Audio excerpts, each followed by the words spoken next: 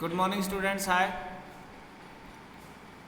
अभी हम टेंस को पढ़ेंगे इंग्लिश में। हमने 2 टेंस को फ्राइडे तक पढ़ लिया था, जैसे कि 3 टेंस को, सॉरी।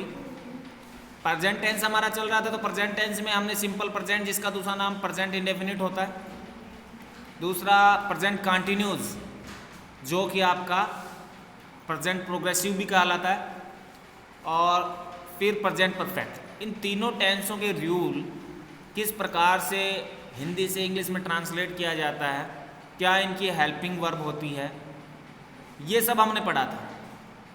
थोड़ा सा इनको वापस अगर रिमाइंड करें तो जैसे कि सिंपल प्रेजेंट टेंस की अगर मैं बात करूं तो उसकी हेल्पिंग वर्ब क्या होती है, डज और डू। ठीक है। फिर अगर आ जाते हूं प्रेजेंट कंटिन्यूस में तो उसकी होती है इज, आर और एम। और फिर अगर हम प्रेजेंट परफेक्ट में चले जाएं तो उसकी होती है हैज और हैव। वर्ब की फॉर्म की अगर स्थिति देखें तो सिंपल प्रेजेंट टेंस में हम फर्स्ट वर्ब का प्रयोग करते हैं, वर्ब की फर्स्ट फॉर्म का प्रयोग करते हैं। अगर हम प्रेजेंट कंटिन्यूस में चले जाएं तो वर्ब की फर्स्ट फॉर्म प्लस आईएनजी का प्रयोग करते हैं। और अगर हम प्रेजेंट परफेक्ट में चले जाएं तो उसमें वर्ब की थर्ड फॉर्म का प्रयोग करते हैं। लेकिन यहाँ पे सिंपल प्रेजेंट टेंस की अगर बात करें तो यहाँ पे एक बात ध्यान देखने की जरूरत है कि अगर आपका सब्जेक्ट सिंगुलर होता है तो आपको फर्स्ट वर्ब में एस या एस जोड़ना होता है, यदि आपका सेंटेंस अफर्मेटिव हो तो। नेगेटिव और इंटरोगेटिव में कुछ नहीं करना होता। अफर्मेटिव में वर्ब की फर्स्ट फॉर्म में एस या एस जोड़ेंगे अगर सब्जेक्ट एक वचन सिंगुलर होगा तो। फिर दूसरी बात यह है कि सिंपल प्रेजेंट टेंस जो होता है उसके अफर्मेटिव टेंस में किसी भी हेल्पिंग वर्ब का प्रयोग नहीं किया जाता। और ऐसे ही जो एक टेंस और आएगा वो आपका होता है पास्ट इंडेफिनिट, उसके अफर्मेटिव में भी किसी भी हेल्पिंग वर्ब का प्रयोग नहीं किया जाता। बाकी जितने भी टेंस होंगे, चाहे वो अफर्मेटिव हो, नेगेटिव हो, इंटरोगेटिव हो, सब में हेल्पिंग वर्ब का प्रयोग होगा। लेकिन ये इंपॉर्टेंट थिंग है कि जो आपका सिंपल प्रेजेंट टेंस है या सिंपल पास्ट टेंस है, इन दोनों टेंस में हेल्पिंग वर्ब अफर्मेटिव में नहीं आती। तो फिर इनको कैसे पहचानते हैं? तो इसका तरीका ये है कि सिंपल प्रेजेंट टेंस होता है उसमें वर्ब की फर्स्ट फॉर्म अगर सब्जेक्ट आपका प्लूरल हो, और वर्ब की फर्स्ट फॉर्म के साथ एस या एस अगर आपका सब्जेक्ट सिंगुलर। ऐसे सिंपल पास्ट में अगर आपका सब्जेक्ट चाहे सिंगुलर हो चाहे प्लूरल हो, वहां पे वर्ब की सेकंड फॉर्म आती है अगर हम अफर्मेटिव टेंस बनाते हैं, सेंटेंस बनाते हैं। ये बात ध्यान रखने की होती है। अब इसके साथ ही हम आगे बढ़ते हैं। तो आगे बढ़ने के लिए हम पढ़ेंगे प्रेजेंट परफेक्ट कंटिन्यूस टेंस को। तो देखो, प्रेजेंट परफेक्ट कंटिन्यूस की अगर मैं बात करूं तो यहां टेंस के नाम से ही एक बात समझ में आ रही है। वो क्या बात समझ में आ रही? क्योंकि नाम रखे जाते हैं। नाम क्यों रखे जाते हैं? नाम रखने का कारण होता है कि उसका अर्थ उसमें निहित हो। प्रेजेंट से तो साफ पता चल रहा है कि वर्तमान काल है। परफेक्ट का मतलब पूर्ण होता है, और कंटिन्यूस का मतलब होता है निरंतर, लगातार। तो ये क्या हुआ? पूर्ण निरंतरता काल, एक तरीके से हम इसको कह सकते हैं। तो इसमें 2 तरीके होते हैं पहचान के, मैंने बताया। एक तो वर्ब के लास्ट में सेंटेंस के लास्ट में कुछ पहचान वाले वर्ड आ जाते हैं, जैसे कि ऐसे वाक्य जिनके अंत में रहा है, रही है, रहे हैं या हुआ है, हुई है आदि शब्द आए तथा किसी निश्चित या अनिश्चित समय से कार्य प्रारंभ हुआ हो। जैसे तो भाई यहां पे रहा है तो इसमें एक शब्द और जोड़ना पड़ेगा जो इसमें लिखा नहीं है, से रहा है, यानी कि से भी आएगा। रहा है, रही है, रहे तो ये तो कंटिन्यूस में ही आ जाता है। जैसे कि मैं पढ़ रहा हूं, वह पढ़ रहा है, तो रहा है तो उसमें भी आ जाता है। ऐसे अगर इसको बोले वह 2 घंटे से पढ़ रहा है, तो से भी आएगा। से रहा है, से रही है, से रहे हैं। इस तरीके से अगर वर्ड आते हैं तो वो प्रेजेंट परफेक्ट कंटिन्यूस टेंस हो सकता है। साथ में इसकी अगर गुण को देखें, क्वालिटी को देखें, तो किसी निश्चित या अनिश्चित समय से कार्य प्रारंभ हुआ है। निश्चित या अनिश्चित समय से, कोई समय निश्चित है, फिक्स समय है, यानी कि 2008 से, 2015 से, 2007 से मैं यहाँ रह रहा हूँ, तो एक निश्चित समय हो गया। कौन सी सन? 2007, 2015, 2008, ये निश्चित समय हो गया। या अनिश्चित समय, अनिश्चित समय में क्या हो गया? 2 घंटे से मैं तुम्हारा इंतजार कर रहा हूँ। अब कौन से 2 घंटे? हमें तो नहीं पता, रात के 2 घंटे हैं, दोपहर वाले 2 घंटे हैं, सुबह वाले 2 घंटे हैं, या शाम वाले 2 घंटे, हमें नहीं पता। तो ये अनिश्चित समय होता है। तो ऐसे निश्चित समय या अनिश्चित समय से कोई काम जारी है और वो खत्म होने वाला है, क्योंकि दोनों गुण होंगे, एक तो जारी होगा और एक खत्म भी होगा। परफेक्ट में काम खत्म हो जाता है, कंटिन्यूस में जारी रहता है, तो दोनों के गुण कैसे लेंगे? इसमें जो काम जारी होता है वो रुक रुक के होता है, लगातार नहीं होता। जैसे कि आप कह रहे हो कि मैं इस घर में 2009 से रह रहा हूं, तो भाई 2009 से रह रहा हूं तो क्या हमेशा 2009 से लेकर 2019 तक अपने घर में ही कैद रहे क्या घर से बाहर ही नहीं निकले होंगे? ऐसा कोई इंसान है ही नहीं जो अपने घर में कैद हो जाए। तो इसका मतलब क्या हुआ? ये काम जारी तो है आपके घर में रहने का, लेकिन लगातार जारी नहीं है, रुक रुक के जारी है। आप अपने घर में रहते हैं, काम करने के लिए बाहर चले जाते हैं, फिर शाम को अपने घर लौट आते हैं, फिर वहीं रहते हैं, रात को वहीं रहते हैं, फिर सुबह निकल जाते हैं काम पे। तो मतलब वहां रहते भी हैं और नहीं भी रहते। वो रहने का काम पूरा भी हो जाता है एक तरीके से, फिर से स्टार्ट हो जाता है, फिर से पूरा हो जाता है, फिर से स्टार्ट हो जाता है।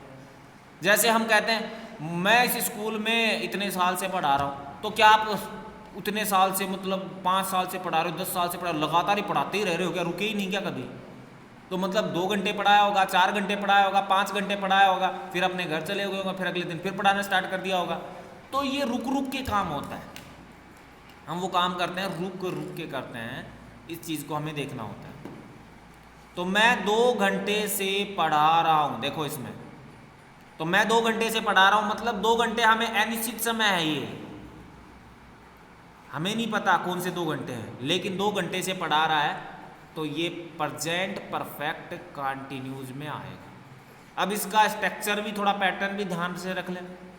तो इसका स्ट्रक्चर क्या होता है? अफर्मेटिव टेंस बना रहे हैं तो सबसे पहले आएगा सब्जेक्ट, फिर आएगी हेल्पिंग वर्ब। तो हेल्पिंग वर्ब क्या है भाई? इसकी हेल्पिंग वर्ब होती है हैज बीन और हैव बीन। वर्ब की फर्स्ट फॉर्म में आईएनजी। तो हैज बीन और हैव बीन, तो है और हैज कहाँ प्रयोग होंगे? ये पहले हम परफेक्ट में पढ़ चुके हैं। आपका सब्जेक्ट सिंगुलर होगा तो हैज होगा, और प्लूरल होगा तो हैव होगा। तो मैं है, मैं की इंग्लिश आई होती है, तो ये प्लूरल हुआ, इसका मतलब हैव आएगा। तो आई हैव और फिर बीन तो लगाना पड़ेगा, क्योंकि इसमें हेल्पिंग वर्ब में हैव के साथ बीन आता है। फिर पढ़ना, पढ़ना को क्या कहते हैं? रीड। तो रीड में आईएनजी जुड़ जाएगा, रीडिंग हो जाएगा। और अनिश्चित समय के लिए एक वर्ड लगाया जाता है फॉर या सिंस में से एक। अनिश्चित समय के लिए फॉर आता है और निश्चित समय के लिए सिंस आता है। तो यहाँ 2 घंटे कौन से अनिश्चित समय है ये? तो इसके लिए क्या आएगा? फॉर। तो फॉर और 2 घंटे तो 2 आवर्स, ये इसमें हम लगा देंगे, तो ये इसकी इंग्लिश बन जाएगी। वह 3 बजे से कार्य कर रहा है, तो 3 बजे भाई निश्चित समय, 3 तो हमें पता है कितने बजे बजते हैं, है ना? अब कई कंफ्यूजन में हो जाएंगे, बोलो 3 भी तो 2 बार बजते, एक रात का होता है कि दोपहर का होता है। अरे वो आपकी घड़ी के हिसाब से होता है। रेलवे टाइम को याद करो, 1 से 24 चलता है, फिर वापस 1 से 24 चलता है, तो 3 एक बार ही बजता है। 3 o'clock only made by watch at a time. समझ में आ गया? तो यहाँ पे वह 3 बजे से कार्य कर रहा है, तो 3 बजे हमें फिक्स टाइम पता है कि 3 बज गया, यहाँ से काम कर रहा है, तो निश्चित समय है। तो वह तो सब्जेक्ट हो गया ही, और ये सिंगुलर है इसलिए हैज लगा दिया, बीन आना ही है। और कर रहा है, कार्य करना एक वर्ब होती है वर्क, तो वर्किंग हो गया। और फिक्स टाइम है इसलिए सिंस लगा के 3 o'clock हो गया। तो इस तरीके से हम इसको समझ गए, ये एग्जाम्पल है। फिर आगे इस टेंस में हैज बीन और हैव बीन, इसका जो पैटर्न है, देखो कुछ त्रुटियां हो सकती है ऑनलाइन में, तो वो मैं सुधार करके बता ही देता हूँ। तो आप सुनते रहें। जैसे ई टेंस लिखा हुआ है, तो इस टेंस में जो होता है वो has been, all have been, all की जगह and have been plus verb की फर्स्ट फॉर्म में आईएनजी फॉर्म से बनता है। ये जो बनेगा ये इस तरीके से बनेगा, ये मैंने पहले ही बता दिया था आपको, इसमें लिखा हुआ है। तो इस टेंस में has been and have been, और लगा सकते हो, हैज़ बीन और हैव बीन प्लस वर्ब की first form plus ING form से बनता है। अब इसमें अगर सिंगुलर सब्जेक्ट की बात करें, ही, सी, इट, ये जो हैं ये सिंगुलर सब्जेक्ट है, एक वचन कर्ता।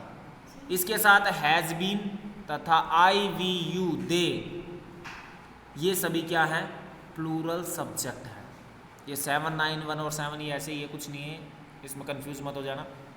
बहुवचन कर्ता के साथ हैव बीन का प्रयोग होता है। मेन वर्ब की आईएनजी फॉर्म का प्रयोग होता है, यानी मेन वर्ब में आईएनजी लगाते हैं। तो पैटर्न क्या बना, subject plus has plus have plus been verb की फर्स्ट फॉर्म प्लस आईएनजी, और फिर उसके बाद तो सब में कॉमन ही है, ऑब्जेक्ट आना, अदर वर्ड्स आना, फिर since plus for plus time. इस तरीके से टेंस बनेगा। आगे चलते हैं, नेगेटिव सेंटेंसेस में नोट का प्रयोग, यानी कि देखो नेगेटिव में आ जाते हैं तो सिर्फ एक छोटा सा चेंजेस करना होता है। हमें क्या करना होता है, हम नोट लगा देते हैं हेल्पिंग वर्ब के बाद। लेकिन इसमें कॉमन बात है, हमने सिंपल प्रेजेंट पढ़ा, हमने सिंपल प्रेजेंट परफेक्ट पढ़ा, हमने प्रेजेंट कंटिन्यूस पढ़ा, तो सब में जब नेगेटिव बनाया तो नोट कहाँ लगाया, हेल्पिंग वर्ब के बाद। लेकिन एक मोस्ट इंपॉर्टेंट चीज है, यदि आपके हेल्पिंग वर्ब में 2 या 2 से ज्यादा वर्ड हो जाएं तो नोट उनके पीछे नहीं लगेगा, नोट उन दोनों वर्ड के बीच में लगेगा। ये सबसे बड़ी इंपॉर्टेंट चीज है, ये याद रखना। यानी कि हैज बीन नोट कभी नहीं होगा, हैज नॉट बीन होगा, नोट उन दोनों के बीच में डलेगा। ये इंपॉर्टेंट चीज है, ये आपको याद रखना पड़ेगा। तो यहां पे इसने कहा है कि नेगेटिव सेंटेंसेस में नोट का प्रयोग हैज, हैव और बीन के मध्य होता है। जैसे कि एग्जांपल आपको दे दिया गया है, he has not been living in this house for years. तो इसका मतलब क्या हुआ, ही का मतलब वह हैज नॉट बीन लिविंग, नहीं रह रहा है इस घर में 4 साल से, वह इस घर में 4 साल से नहीं रह रहा है। तो यहां पर हम देखेंगे नोट जो आ रहा है वो हैज और बीन के बीच में आ रहा है। समझ में आ गया। फिर आगे चलते हैं हम इंटेरोगेटिव में। तो इंटेरोगेटिव में हम चलते हैं, तो इंटेरोगेटिव में भी भाई आपका हेल्पिंग वर्ब जो है वो सब्जेक्ट से पहले आती है। यदि आपका सेंटेंस क्या से शुरू होता है, और यदि आपका सेंटेंस WH वर्ड से शुरू होता है तो भी आपको WH शुरू में लगाना होता है और हेल्पिंग वर्ब आती है उसके बाद। तो वही बात है कि अब हेल्पिंग वर्ब में वर्ड कितने हैं, 2 या 2 से ज़्यादा। अगर आते हैं हेल्पिंग वर्ब में वर्ड 2 या 2 से ज़्यादा आते हैं, तो उस स्थिति में आपको क्या करना होता है, आपको जो सब्जेक्ट है वो दोनों वर्ड के बीच में लगाना होता है। ठीक है, ये इंपॉर्टेंट चीज़ है, ये आपको याद रखनी पड़ेगी। तो यहाँ पे आपको दे रखा है इंटेरोगेटिव सेंटेंस में हैज, हैव तथा ये HAUE ऐसे ही है, ये हैव है गलती से HAUE हु हा ऐसे कुछ लिखा हुआ है, क्योंकि लिखते हुए गलतियां हो सकती है, कोई बड़ी बात नहीं है। तो इसमें इंटेरोगेटिव सेंटेंस में हैज तथा हैव का प्रयोग सब्जेक्ट के पहले होता है तथा वाक्य के अंत में क्या आता है, प्रश्नवाचक चिन्ह का प्रयोग किया जाता है। ठीक है, जैसे होप, इसमें क्या लिखा हो, होप, ये होप नहीं है भैया, ये हैव है। यहां पे क्या है, हैव यू बीन लर्निंग। तो देखो यू सब्जेक्ट है, वो हैव और बीन के क्या गया बीच में, क्यों, क्योंकि आपके वर्ड सेंटेंस में शुरू में क्या मीनिंग निकलेगा इसमें, तो have you been learning your lesson for 2 hours. तो इसका मतलब हुआ क्या तुम तुम्हारे लेसन को, तुम्हारे पाठ को 2 घंटे से याद कर रहे हो। तो शुरू में यू प्लूरल होने की वजह से हैव आ जाएगा और मीनिंग में क्या निकलेगा, फिर सब्जेक्ट और फिर उसके बाद बीन आएगा। अब इसमें आगे बढ़ते हैं। इस टेंस का प्रयोग ऐसे कार्य के लिए होता है जो भूतकाल में किसी समय पर आरंभ हुआ हो और अब भी जारी हो। पास्ट टाइम में ये काम शुरू होता है और अब भी जारी है, चल रहा है। इस टेंस में सिंस फॉर ऑल के साथ समय अवश्य ही दिया होता है।